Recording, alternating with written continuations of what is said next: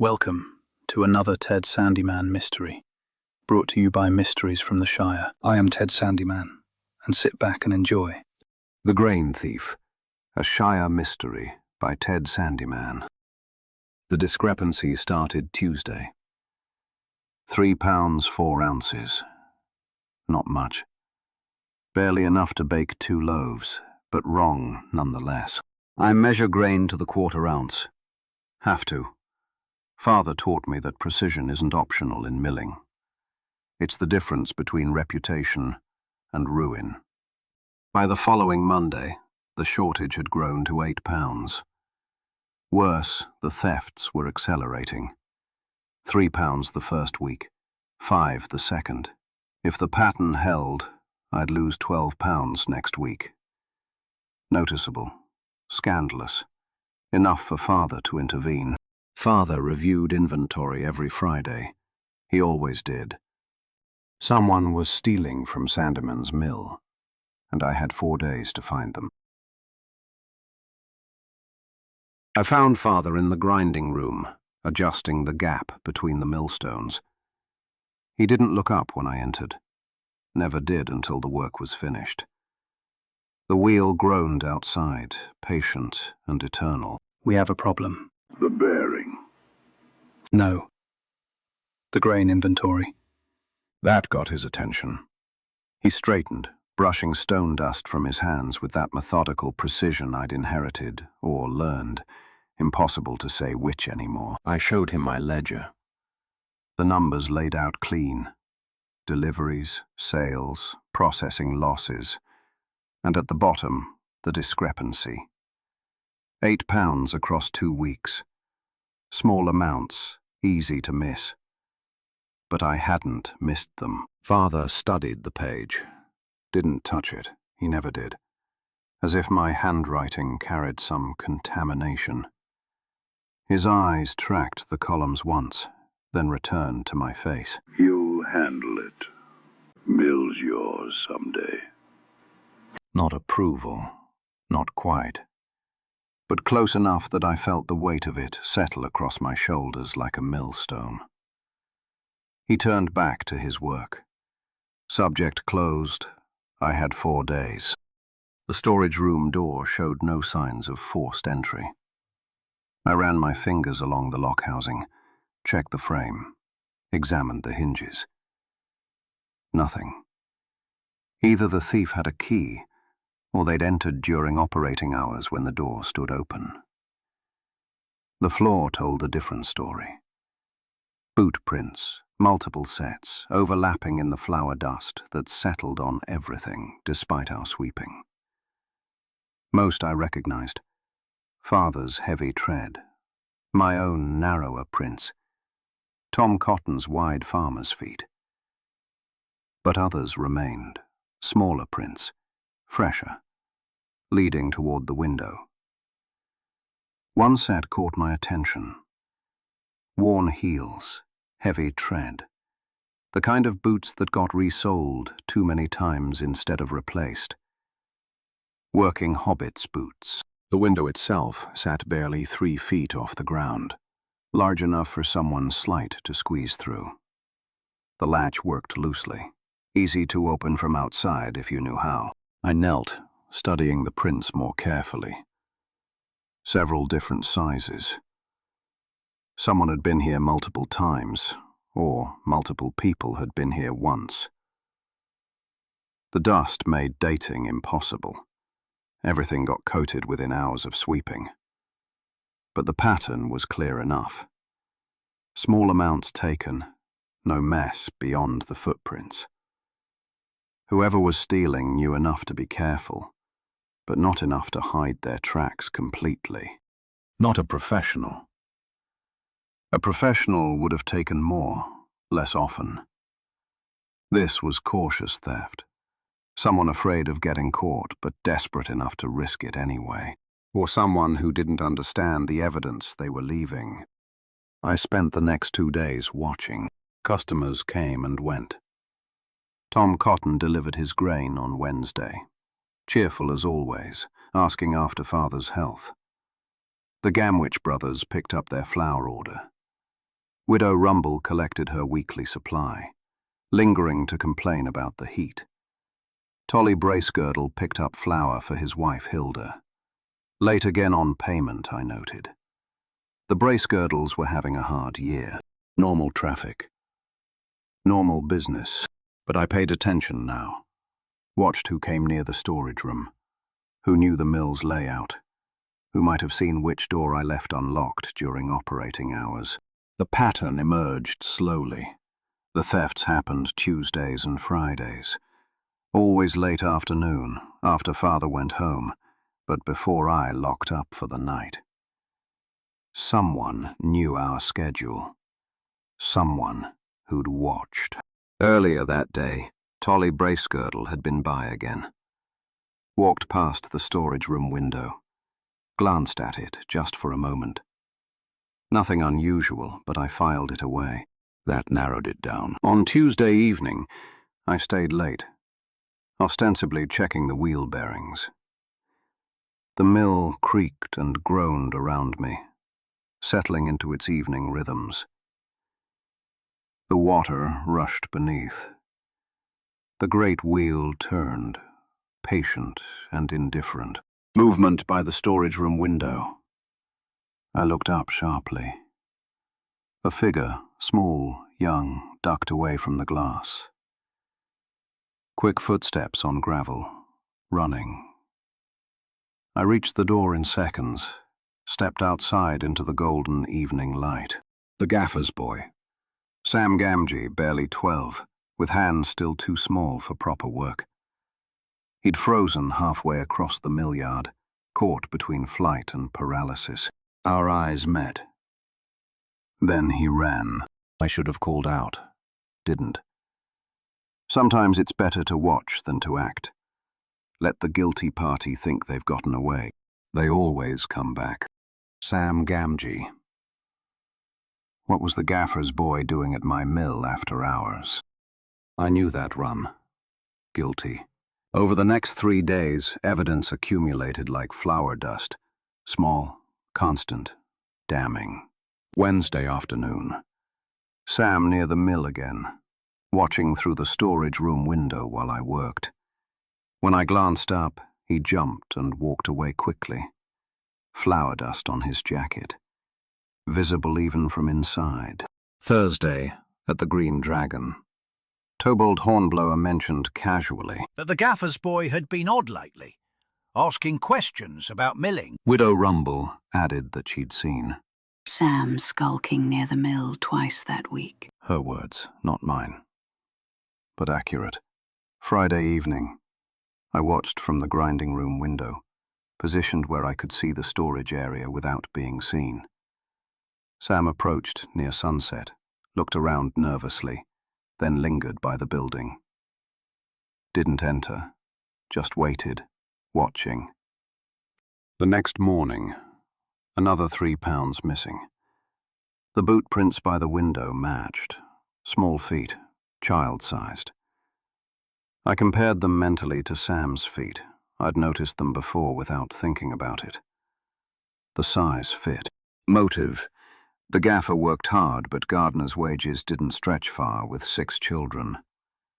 Sam was the eldest. Probably thought he was helping his family. Opportunity. Sam passed the mill daily on various errands. Knew the layout. Small enough to fit through the window. Evidence. The prints. The flour dust. The nervous behavior. The timing. The case built itself. The gaffer's boy, taking small amounts to feed his family during hard times. Made sense. All of it made sense. That should have been my first warning.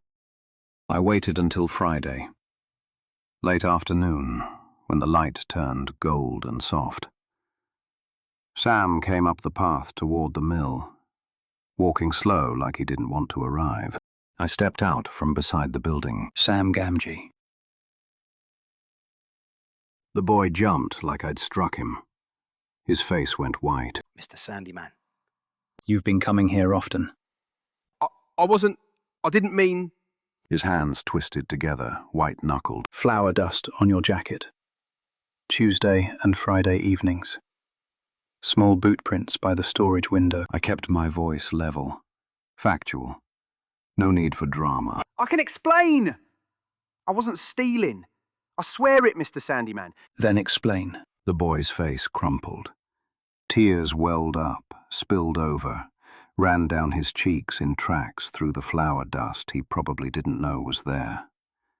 His shoulders shook with heaving sobs, the kind of crying that comes from terror, not guilt.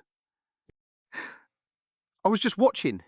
I wanted to see how the gears work, how the water turns the wheel. I wasn't taking anything. I swear it. My hands felt suddenly clumsy. I'd frightened a child. Not caught a thief, frightened a child. This wasn't guilt. This was terror. I'd been wrong. Softer now.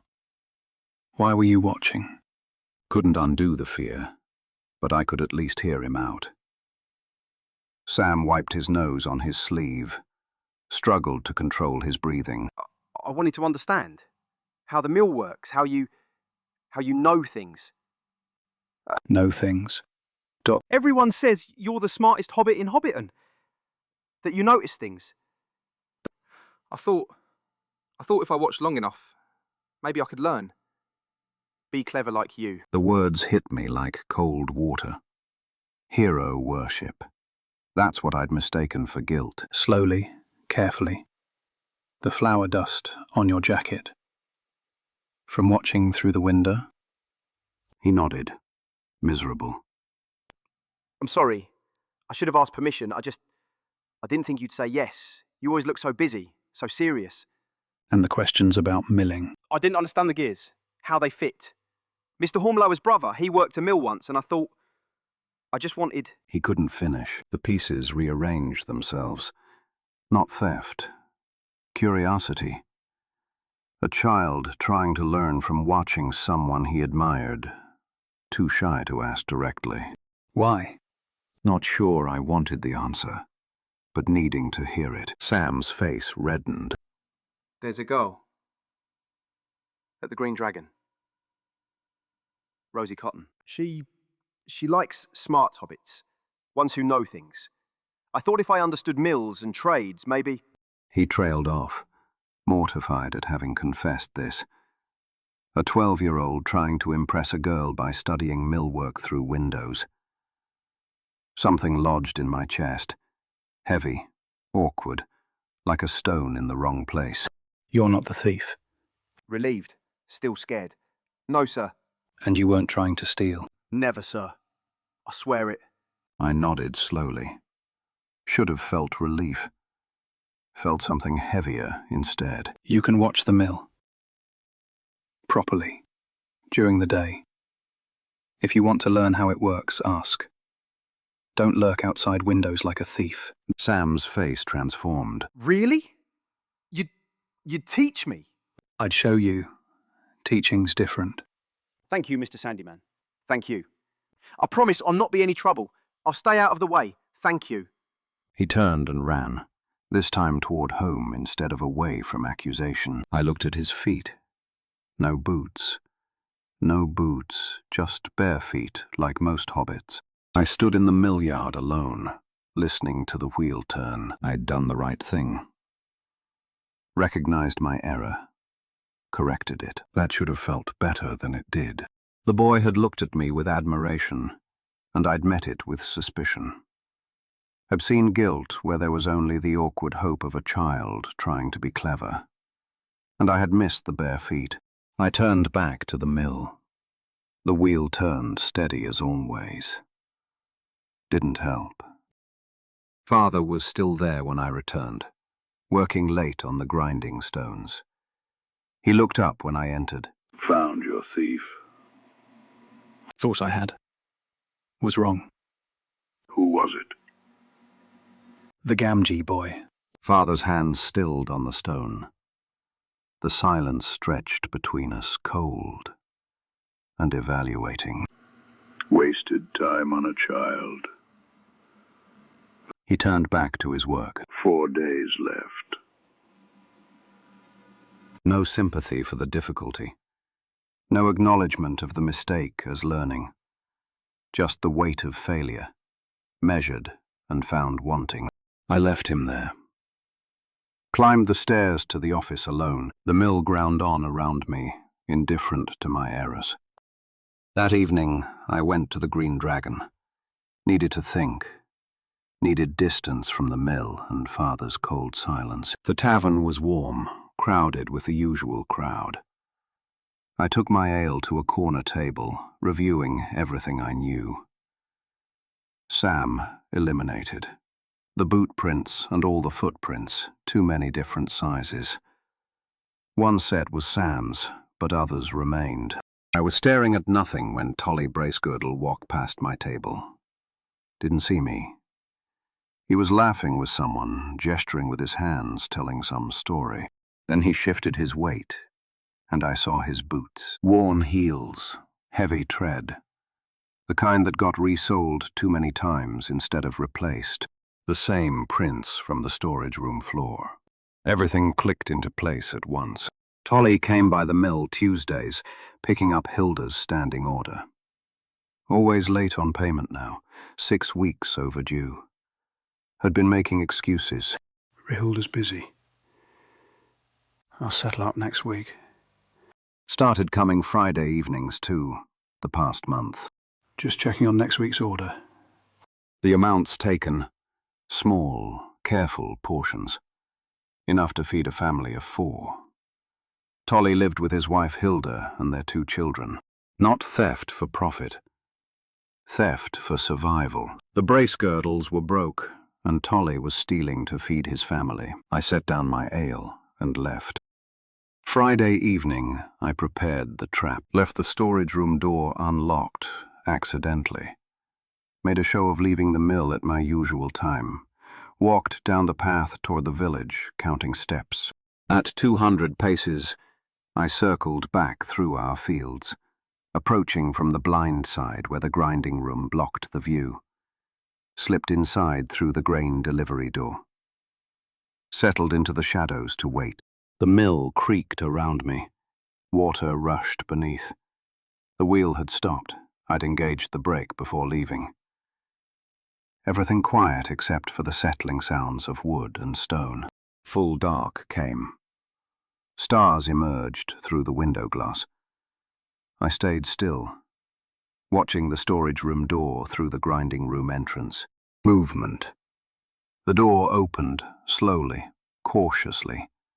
A silhouette against the lesser darkness outside. Tolly Bracegirdle, moving like a ghost through his own guilty conscience. He had a sack, small, cloth, probably meant for vegetables. Moved to the grain barrel, filled it carefully, measuring by touch and weight. Exactly 3 pounds. Enough for a week's bread. I stepped out of the shadows. Tolman Bracegirdle. He froze. The sack dropped, grain spilling across the floor like evidence pooling at his feet. Mr. Sandyman, who wasn't extremely present at the terms. His face white as flour in the moonlight through the window. You know why I'm here. Yes. Silence. The spilled grain whispered against the floorboards as it settled. How long? Tight. 5 weeks. Only small amounts, I swear. Just enough to feed your children. Next. He nodded. Tears starting now, silver tracks down his face. A grown man crying in my mill over stolen grain. Come to the office. Let's settle this. Tolly sat across the desk from me, hands trembling on his knees. I'd lit a single lamp. The light made everything harsh, his face gaunt, eyes hollow with fear and exhaustion. How much total? 24 pounds. Maybe a bit more. I tried to keep track, but... He couldn't finish. 24 pounds at market rate. 12 silver pennies. A month's wages for a working hobbit. But what I needed wasn't money. The mill needed work, always did. Hauling, sweeping, maintenance. Tasks I did myself because hiring help cut into profit margins. A month of work at fair wages would cover the grain. Add interest for the theft. Another month. 2 months. Evening work wouldn't interfere with Hilda's seamstress business. Why not ask for credit?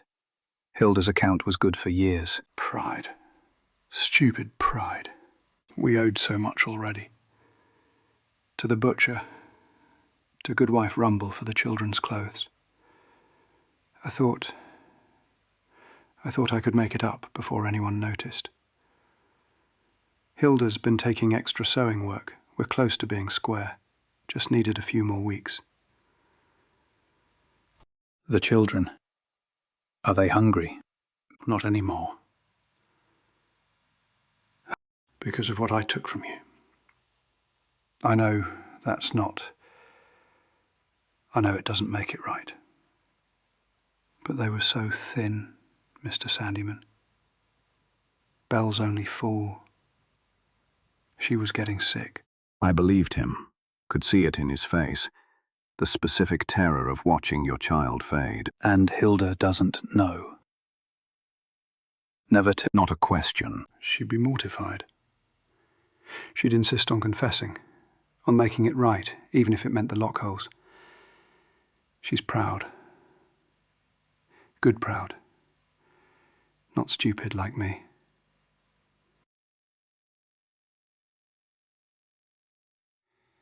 Tolly shifted in his chair, glanced around nervously. His eyes caught on something above my head, the grain chute from the upper floor. Your grain chute's coming loose. Bolts are shearing. You'll want to fix that before it drops a load. I looked up. He was right. I'd been meaning to check it for weeks. A thief, yes, but a competent one. Someone who noticed things. Someone who could actually do the work I needed. You'll work off the debt. 2 months. 4 hours per week. Hauling, sweeping, maintenance, evening work. And you'll fix that chute. Tolly stared at me. You're not telling the sheriffs? No. Why? Because turning you in doesn't get my grain back. Work does. And because your children don't need their father in the lockholes. Old. The relief that broke across his face was painful to watch. Mr. Sandyman, thank you. The words came twice, the second time barely audible. Thank you. I'll work hard. I promise. Whatever you need, I'll... Monday evening, 6 o'clock. Don't be late. He stood, unsteady, like the floor had become uncertain beneath him. I watched him leave, heard his footsteps fade into the night. The lamp burned low. I sat in the office alone, surrounded by ledgers and accounts, everything balanced except the feeling in my chest that I couldn't name and didn't want to examine. I hadn't told him the rest, that I understood desperation. But father would have done the same calculation. That some crimes are just mathematics. Problem plus solution equals resolution. What I couldn't say out loud, that mercy isn't always kindness. Sometimes it's just the most efficient answer. I found father the next morning in the grinding room, adjusting the stone gap again. Always adjusting, never satisfied. I solved the grain theft. He looked up. Who was it? Tolman Bracegirdle. Stealing to feed his family. Sheriffs involved? No, he'll work it off. 2 months. Father studied me with those flat eyes that never showed anything. The wheel groaned between us, patient and eternal. Fair measure. He said, at last. No waste. He turned back to his millstones.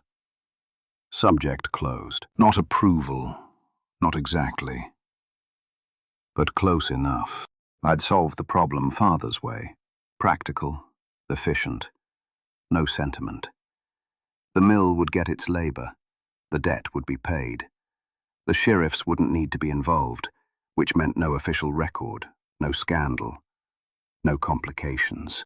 Clean, precise, fair. I should have felt satisfaction. Instead, I felt the mechanical click of a problem solved, like gears finding their teeth. Everything in its proper place. No sentiment required. Tolly came Monday evening at 6, exactly on time. We worked in silence. I didn't know how to make conversation, and he seemed relieved not to try. I set him to hauling sacks from the storage room to the delivery area, reorganizing the inventory I'd been meaning to sort for weeks. He worked hard, moved like a man trying to earn back more than just grain, like he was paying off some debt to his own conscience. When the hour ended, he thanked me again. I nodded. He left. The pattern would repeat. Monday, Wednesday, Friday evenings. 2 months. I returned to the office, updating the ledger with a single notation. Brace girdle debt. Work arrangement. Closed the book. Everything balanced now. Discrepancy resolved. That should have been enough. The following Tuesday, Sam appeared at the mill. Hesitant, standing in the doorway like he wasn't sure he was allowed. Mr. Sandyman, you said I could watch. If you meant it. I'd forgotten, or tried to forget. But I'd said it, and I kept my word. Come on then. I showed him the basics. How the wheel's motion transferred through the shaft. How the gap between stones determined the grind. Sam watched with complete attention, asked smart questions, absorbed everything. Amazed. Wonder. That's remarkable. The way it all fits together. That's what my father says. Everything in its proper place. Earnest. Admiring. You must be proud, working here. I didn't know how to explain that pride wasn't the word. That obligation fit better. It's work. Good work. Sam nodded, thanked me, and left, practically glowing. I stood there by the gears after Sam left. The mechanism turned, precise and purposeful. I'd explained how it worked. Couldn't explain why that felt hollow. She came on Thursday morning of that same week. I was checking the wheel bearings when I heard footsteps on the path. Looked up to see Hilda Bracegirdle approaching the mill. She carried something folded in her hands, walked with the careful composure of someone who'd been crying recently, but wouldn't let it show now. Mr. Sandyman, may I have a moment? Mrs. Bracegirdle. Star. I set down my tools, wary. Didn't know what to expect. She held out the folded fabric. My work shirt, I recognized it now. The one I'd been wearing when I confronted Tolly in the mill. I noticed this was torn. When Tolly told me what he'd done, what you'd arranged. I took the shirt, looked at it properly. I didn't know it was torn. Seam under the arm. Small tear. I mended it. The repair was invisible. Perfect work. You couldn't see where the damage had been unless you knew to look for it. Thank you. The words felt inadequate. Thank you, Mr. Sandyman, for not making it worse. My hands felt clumsy holding the shirt. I looked at it, looked at her, opened my mouth, closed it. Words wouldn't come. He stole grain. He's working it off. Simple transaction. You let Tolly keep his dignity. Let him pay his debt without shame. That's not simple, Mr. Sandyman. I stood there holding the mended shirt, and something uncomfortable settled in my chest, like someone had seen through my calculations to something underneath. Something I didn't want examined.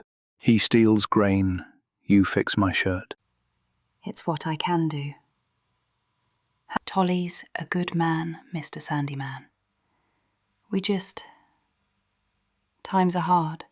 I nodded, couldn't think of anything else to say. I should get back. First. She walked down the path toward the village. I stood there, watching her go, the mended shirt in my hands like evidence of something I couldn't quite name. Hilda had taken my torn clothing and made it whole again. Invisible seams holding together what had come apart. I wished I knew how to do that with people. Evening settled over the mill. That quiet hour between work and rest, when everything stilled. Tolly had finished his shift an hour ago. 3 weeks down, 5 to go. I hung Hilda's mended shirt on a peg by the door. Flawless work. You couldn't see where the tear had been, fixed like it was never broken. At my desk, I opened the ledger one last time. Found the entry, brace girdle, debt, work arrangement. Below it, I added a second notation. Gamgee boy, mill instruction, pending. 2 problems solved.